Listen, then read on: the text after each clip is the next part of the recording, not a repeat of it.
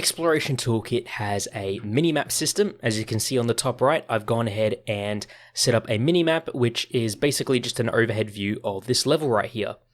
Also, if you watch the compass bar video, you'll see that we also have navigation markers working as well. So if you want to set up quest markers, doors, highlighting items, or anything else in your world, you can set up those navigation markers, which if you look at the compass bar video, they'll show you how to set those up.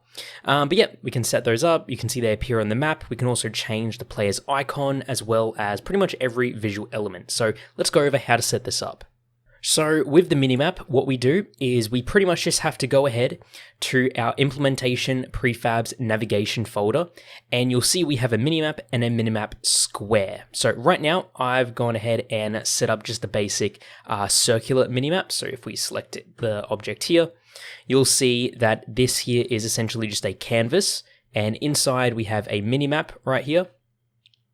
Inside of that, we got the map container and the map border. This border is just an image, which you can go ahead and change to whatever you want.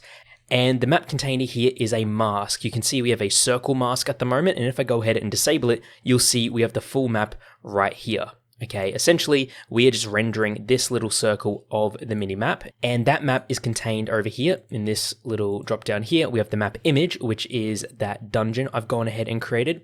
The minimap system doesn't use the camera. I know there are minimap systems that do just render an above view of the world, but that's not done here for performance reasons and because having a custom map that you can design yourself is always going to be better. So I've basically just gone ahead, took a top-down screenshot of my level right here. If we can go have a look at it. Basically, just took a top-down screenshot of it, and I then just messed with some of the filters inside of Photoshop to get this map image right here. And you can, of course, go ahead and create your own of these. Now, when creating your map image, I recommend having the 0 point of the scene directly in the center, as that's just going to make things a lot easier. So here I've got the 0 point in the center. That's why the edges are not exactly, there's a bit of padding at the top and less at the bottom because 0 point is right here. And if we select our minimap prefab, you'll see we have a game map component here.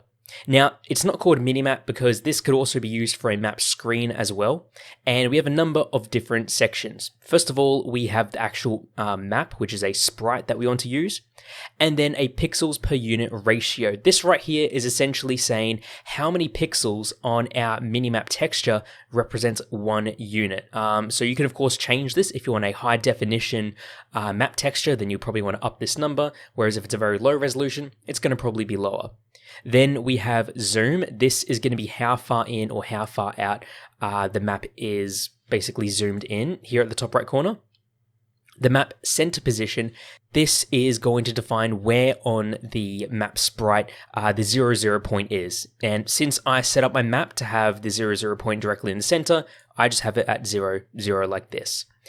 And center player, basically what this does is if we go ahead and press play, this will essentially make it so that the player is in the center of the map, whereas if we disable it, you'll see that the player is just going to wander off and the map is not going to move. This would be good for if you're having a map screen where you kind of want the map to stay static and have the player move, whereas if you have center map on, that is where the player is then going to be stuck to the center of the minimap and it's going to be updating that way. Down here in components, we want to assign the player as we need to know their location. We have the map container, which is this object right here, and the map container is what we actually move around like so. Then we have the map image, and this is the image that we actually change the texture of to be displaying whatever map we have. The player icon, this right here, the player icon, is something you can set up yourself. So for example, you can make it a different color. You can do whatever you want. You can change the icon entirely. And then we have map markers. Okay, just like with the compass bar, this minimap can render markers. So we have the marker prefab and the marker container. Okay, and the marker container is simply the map game object here again. Okay, we're simply just adding the markers as a child of this, okay, so that they will be displayed on our minimap right here. And that's pretty much it. It's a canvas with this game map component. You can of course jump into the script to see how it is set up. And if you want to create a different minimap, what you can do is simply go to where the prefab is located and get the minimap square. So if I drag in the square minimap, disable the old one, you'll see we now have a square minimap design. And you can of course go in here. If we want to change the border, for example, simply find the corresponding sprite and maybe give it a different color. So there we go, we now have a black border. And you can of course add your own, maybe even add your own custom shapes. You might want to have a little graphics on the outside of the border. That's entirely up to you.